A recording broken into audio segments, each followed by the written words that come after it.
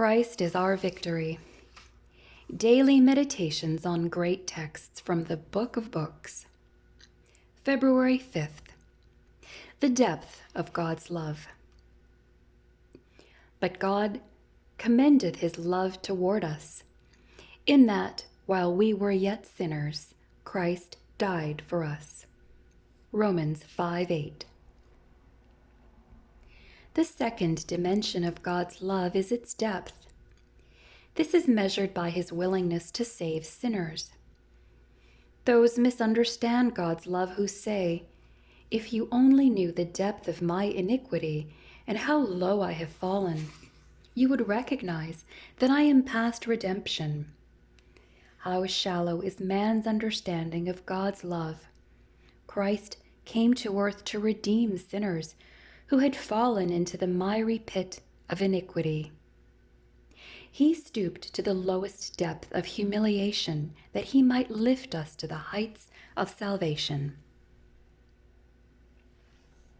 A young woman in Scotland, resentful of parental restraint, left her home and joined the street girls of Glasgow. Her mother tried to find her, but without success. At last she thought of a plan. This loving mother was willing to hang her own picture in the midnight mission where fallen girls came for refuge. After weeks of careless conduct, the daughter came to the mission and was astonished to see her mother's picture hanging there. She looked long at the kindly face and at those lips that seemed to say, "Come home, my daughter. I forgive you and love you still." This thought of her mother's love broke her stubborn will, and she returned to the arms of her mother. Christ's love reaches down to the slums of the vilest city to rescue men and women from destruction. He loves the unloving and the apparently unlovable. Never in this life or in the life to come can we fathom the depth of God's love.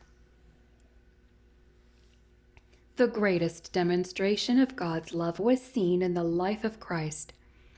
To those whom the religious leaders of his day regarded as outcasts, Christ spoke words of comfort. To those who stood afar off crying, "Unclean," Christ came near and touched, saying, "I will, be thou clean." However dark your past may have been, however deep in sin you may have fallen, God's arm of love can reach down and lift you up.